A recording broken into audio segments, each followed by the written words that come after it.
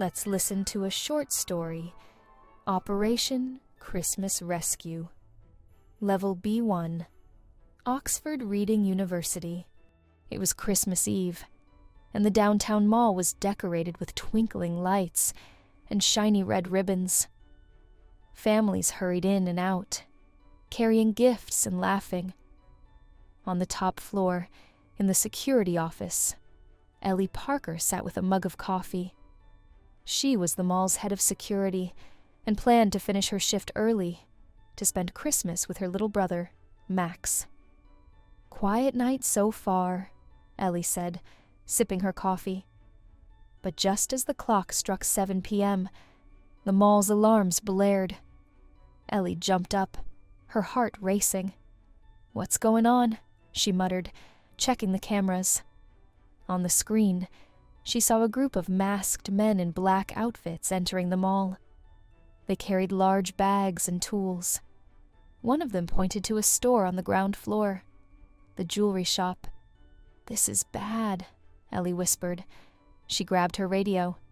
"Team, code red. We have intruders." But no one answered.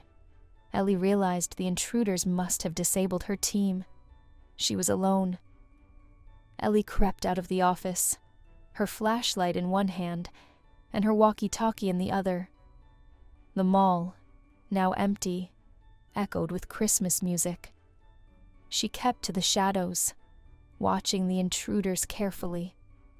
One of the men was climbing a ladder near the giant Christmas tree in the center of the mall. He had a strange gadget in his hand. What are they doing? Ellie wondered. Suddenly, she heard a noise behind her. She turned just in time to dodge a swinging crowbar. Another masked man had spotted her. Ellie ducked and grabbed a nearby decoration, a candy cane pole, and swung it like a bat. It hit the man, and he fell with a groan. "Stay down," Ellie said, catching her breath. She ran to the Christmas tree and hid behind the presents. From there, she could hear the men talking. "Is the distraction device ready?"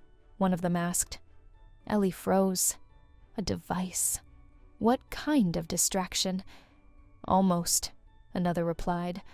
"The boss wants it ready before we hit the vault." Ellie knew she had to act fast. If they set off a powerful distraction, the whole mall could be in danger. She looked around and spotted the fake snow machine on the second floor. An idea formed in her head. Ellie climbed up to the machine as quietly as she could. She aimed it at the intruders below and switched it on. A loud whir filled the mall as fake snow sprayed everywhere. "What's going on?" one of the men shouted, slipping on the suddenly icy floor. Ellie used the chaos to her advantage. She slid down a nearby railing like an action hero and grabbed the gadget from the ladder. "Hey!" one of the men yelled, chasing after her. Ellie sprinted toward the toy store, ducking behind giant teddy bears and scooters. The man followed, but Ellie was ready.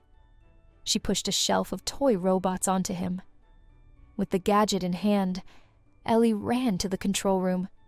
She needed to shut it down, but the screen showed a countdown. 2 minutes. Come on, she said, frantically pressing buttons. Just then, the leader of the intruders appeared. He was tall, with a scar on his cheek and sharp eyes. "You're brave," he said, clapping slowly, "but you're too late." Ellie didn't answer. She grabbed a snow globe from the desk and threw it at him. It hit his head with a loud thud. The leader stumbled, and Ellie quickly hit the final button on the gadget. The countdown stopped at 10 seconds.